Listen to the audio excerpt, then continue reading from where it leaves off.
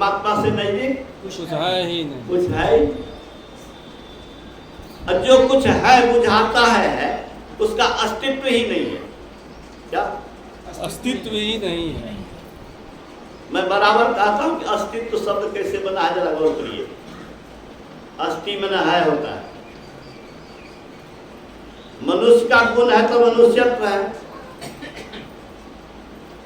देवता का गुण है तो देवत्व है, अस्थि का गुण है तो अस्तित्व। तो मनुष्य का गुण अभी है तभी नहीं है तो उसको मनुष्य कैसे कहेंगे? है का गुण सदा बरकरार रहे, उसी का नाम अस्तित्व है। किसका अस्तित्व है बोलो? परमात्मा। ईश्वर के सिवा, इस आत्मा के सिवा किसी का अस्तित्व नहीं है। उस अस्तित्व को कम से कम हम लोग बौद्धिक रूप से माने और यह समझें कि उनको पाए बिना चैन नहीं हो सकता है, बेचैनी दूर नहीं हो सकती है, दुख दूर नहीं हो सकता है। और जितना रोए हैं उससे कितना गुना आगे रोएंगे, छटपटाएंगे, कराहेंगे, इसका कोई ठिकाना नहीं है। इतना अनमोल चीज यह है, इतना अनमोल ज्ञान है यह, अनमोल नुस्खा है यह, युक्ति है यह। उस धन को कमाने की, जिस धन को चोर चुरा नहीं सकता, लुटेरा लूट नहीं सकता, मौत छीन नहीं सकता, और जो धन आपको परम धनी बनाएगा, परम सामर्थ्यवान बनाएगा। हम लोग रोज गाते हैं ना, धन्य है धनी ऋषि संतन धन्य बुद्ध जी। धनी या धन, धन्य वही है जो धनी है। धनी शब्द धनवान को कहते हैं। और वो धन कौन धन है? जो कोई चुरा लिया, लुटेरा लूट लिया, मौत छीन लिया। गुरु महाराज ने कहा परमात्मा वह धन है जिसको पाने के बाद कुछ पाने के लिए बाकी नहीं रहता। तो असली राम वही है, राम परम धन है। राम को पाने की चेष्टा करना जो शुरू कर दिया वो राम को अवश्य ही पाएगा।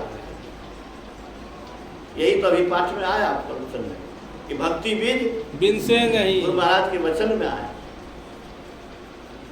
उन्होंने तो कबीर साहब के वचन को रखा और अपना भी वचन दे दिया कि भक्ति का संस्कार पूर्णता दिलाकर ही छोड़ता है। तो जो लोग भक्ति कर रहे हैं उनको मैं बहुत बहुत बधाई देता हूँ। अब मैं ये अवश्य कहता हूँ कि अपने लोगों को प्रेरित कीजिए। क्या कीजिए?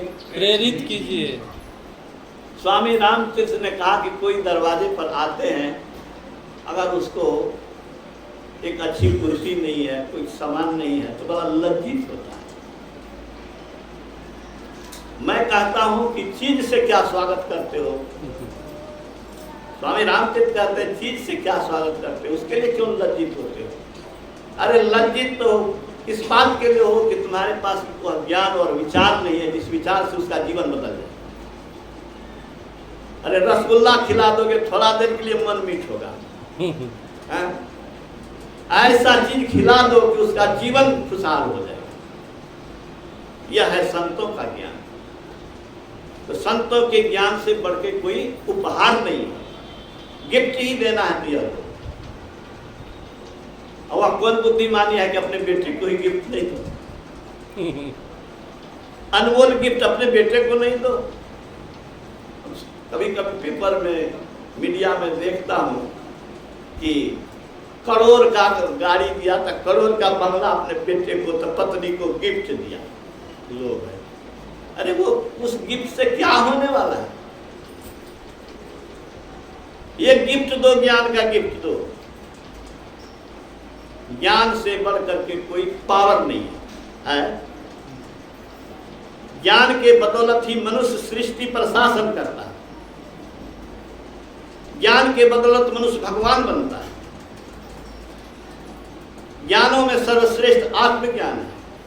हम कौन है?